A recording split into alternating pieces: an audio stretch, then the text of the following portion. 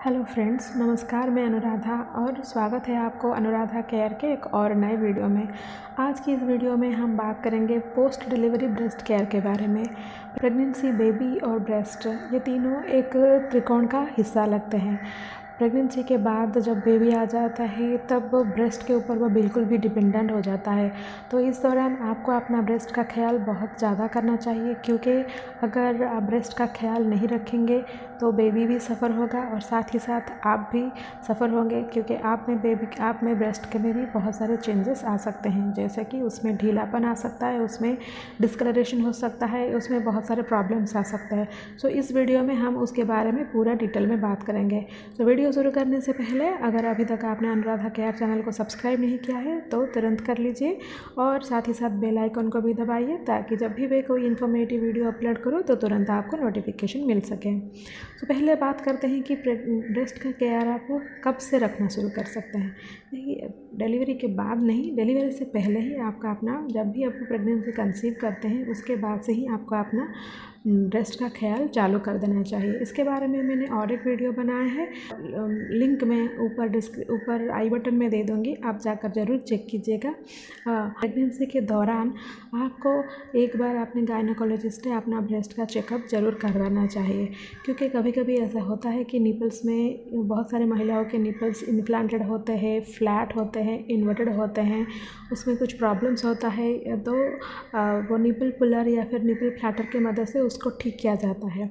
या फिर बहुत सारे महिलाओं में भी ऐसा देखा गया है कि उनके ब्रेस्ट में अगर कुछ गांठ है या फिर लम्प्स है या फिर कुछ फंगल इन्फेक्शन या फिर लोकल इन्फेक्शन भी होता है, तो प्रेगनेंसी से पहले अगर एक बार आकर चेक कर लेंगे तो गायनोकोलॉजिस्ट आपको उसका सरल उपाय बता देंगे, ताकि डिलीवरी के बाद आपका बेबी के लिए आपका ब्रेस्ट बिल्कुल भी रेडी रहेगा। अब हम बात करते हैं कि डिलीवरी के बाद आप अपना ब्रेस्ट का ख्याल कैसे रखेंगे। अगर ब्रेस्ट को हम दो हिस्से में बांटेंगे तो पहले हम बात करेंगे निपल के बारे में और दूसरा हम बात करेंगे टिश्यू के बारे में, यानी कि ब्रेस्ट का टिश्यू के बारे में। सो निपल यानी कि जो काला भाग यानी कि एरियोला पार्ट है, पहला जो इंस्ट्रक्शन है वो है कि आप उसको क्लीन रखिए, उसको ड्राई रखिए। बेबी की फीड करने के बाद उसको ड्राई कर लीजिए, उसको सुखा लीजिए। दूसरा जो चीज़ होता है वो है कि आप जो भी बेबी को फीडिंग करा रहे हैं, सिर्फ निपल उसके मुंह में मत दीजिए, पूरा जो एरियोला पार्ट है वो आपके बेबी के मुंह में दीजिए, क्योंकि निपल में कुछ नहीं होता है। जो ग्लैंड्स और डक्ट्स होते हैं वो ब्लैक वाला पार्ट यानी कि एरियोला पार्ट में होता है। अगर सिर्फ आप निपल अपने बेबी के मुंह में देंगे तो क्या होगा, बेबी बहुत उसको पुल करने का कोशिश करेगा, मगर दूध उसमें आएगा नहीं, तो वो गुस्सा होकर काट लेगा, तो उसमें इंजरी आ सकता है। तो इसीलिए अगर आप पूरा जो एरियोला पार्ट अगर वो सक करेगा तो उसके मुंह में आसानी से दूध आ सकता है। और एक गलती जो बहुत सारे महिलाएं करते हैं वो है कि जब ब्रेस्ट फीड करते वक्त बेबी सो जाता है तो बहुत सारे महिला और बहुत सारे दोस्त है कि जो पुल कर लेते हैं अपने ब्रेस्ट को। ऐसा मत कीजिए। इसका एक सरल उपाय मैं आपको बताती हूँ। आप अपने जो फिंगर टिप्स है आपके बेबी के मुंह में जाकर यहाँ पर थोड़ा टच कीजिए, ताकि बेबी को अगर कुछ सेंसेशन फील होगा तो मुंह खोल देगा, तो वो आप धीरे से अपना ब्रेस्ट को निकाल सकते हैं। अगर आप पुल करेंगे तो बच्चा नींद में फिर से उसको होल्ड करने का कोशिश करेगा और उसमें इंजरी आ सकता है। सो ऐसे इंजरी होने के वजह से क्या होगा ना, अगर दूसरे बार अगर आप ब्रेस्ट फीडिंग कराएंगे तो आपको दर्द हो सकता है। फिर भी अगर इंजरी हो, थोड़ा छोटा मोटा इंजरी हो जाता है, तो आप क्या करेंगे कि आपका जो ब्रेस्ट का मिल्क है वही आप अगर निपल में लगा देंगे तो भी आपको बहुत ही फ़ायदा मिलेगा, क्योंकि इसमें बहुत सारे इम्यूनोग्लोबुलिन, एंटीबॉडीज और फैटी टिश्यूज होता है। अगर फिर भी घाव या फिर इंजरी कुछ ज़्यादा है तो आप डॉक्टर से संपर्क करके कुछ भी ऑइंटमेंट लगा सकते हैं। लेकिन अगर ज़्यादा इंजरी हो तो आप अपने बेबी को ब्रेस्ट फीडिंग बंद मत कराइए। आप निपल सील्ड के मदद से या फिर ब्रेस्ट पम्प के मदद से आप अपने बेबी को ब्रेस्ट फीडिंग कराएं। तो ये तो गया निपल के बारे में। अभी स्तन का जो टिश्यू होता है उसके बारे में बात करेंगे। स्तन का जो टिश्यू होता है उसमें बहुत सारे डक्ट्स होते हैं, ग्लैंड्स होता है, तो मिल्क फॉर्मेशन होकर वहाँ आकर जमा होता है। तो बहुत बार ऐसा होता है कि मिल्क जमा होकर वहाँ पर एब्सेस फॉर्मेशन होना शुरू हो जाता है। एब्सेस फॉर्मेशन होने के क्या होता है, उसमें पेनफुल हो जाता है, वो रेड हो जाता है, वो स्वेलन हो जाता है। अगर आप टच करेंगे तो थोड़ा आपको गर्म भी लगेगा। तो इसको निपटने के लिए और इससे बचने के लिए आपको क्या करना है के हर 2-3 घंटे में अपना बेबी को फीड कराना चाहिए, ताकि जो आपके जो स्तन है, आपकी जो ब्रेस्ट है, उसमें दूध ज़्यादा जमा ना हो।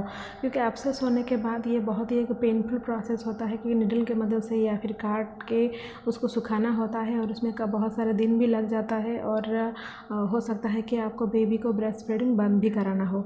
तो इसीलिए आपको कभी भी लगता है कि आपका ब्रेस्ट स्वेल हो रहा है या फिर कुछ गांठ दिख रहा है, तो आप तुरंत ही आपके जो डॉक्टर से या फिर गायनेकोलॉजिस्ट से ज़रूर मिलिए।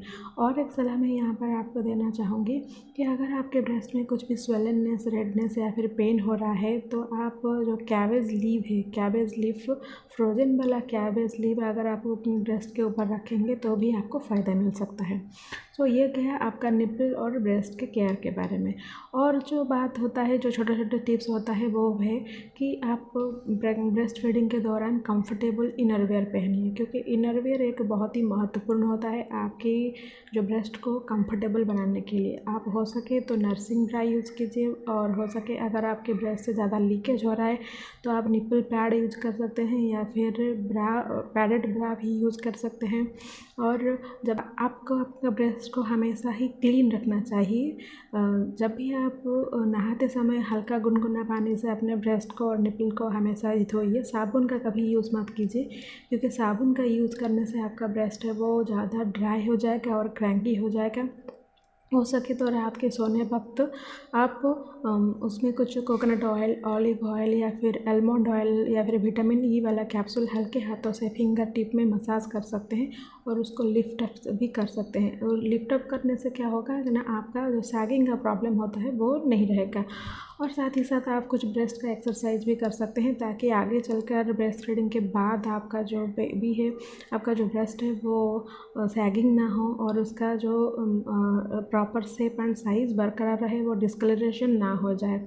और एक टिप्स मैं यहाँ पर आपको देना चाहती हूँ कि जब भी आप ब्रेस्ट फीडिंग कराते हैं तो ब्रेस्ट को अपने बेबी के पास मत लेके जाइए, अपने बेबी को अपने ब्रेस्ट के पास लाइए। क्योंकि अगर आप बेबी को अपने ब्रेस्ट के पास लाते हैं तो आप कंफर्टेबल रहेंगे, लेकिन अगर आप खुद बेबी के पास जाते हैं तो क्या होगा ना, आपको कमर में दर्द, पीठ में दर्द या फिर शोल्डर में दर्द हो सकता है। सो अगर ये सब छोटे छोटे टिप्स अगर आप फॉलो करते हैं ड्यूरिंग द ब्रेस्ट फीडिंग, तो आपको बहुत फ़ायदा मिलेगा। ये सब ब्रेस्ट फीडिंग आपके लिए एक सुखद अनुभव रहेगा। ब्रेस्ट केयर में बहुत ही थोड़ा सा टाइम लगता है। अगर रेगुलरली आप ये करेंगे तो आपका ब्रेस्ट है वो बिल्कुल भी size and shape of discoloration नहीं होगा, और साथ ही साथ आपका जो बेबी है वो भी ब्रेस्ट फीडिंग एंजॉय कर सकेगा। और एक बहुत ही महत्वपूर्ण बात मैं आपको बताना चाहती हूँ कि हर महीने अपना जो ब्रेस्ट है उसको एक बार सेल्फ चेक कीजिए, ताकि उसमें कोई गांठ या फिर लम्प्स आपको दिखाई ना दे। क्योंकि कोई भी गांठ या फिर लम्प्स अगर दिखाई दे रहा है तो हो सकता है कि ये कैंसर या फिर ट्यूमर का भी कैसा लगा है आपको वीडियो, ज़रूर बताइएगा। अगर अच्छा लगा तो लाइक कीजिएगा, और साथ ही साथ दूसरे के साथ शेयर कीजिएगा। और एक इन्फॉर्मेटिव वीडियो के साथ फिर मिलती हूँ, तब तक के लिए stay healthy and stay happy.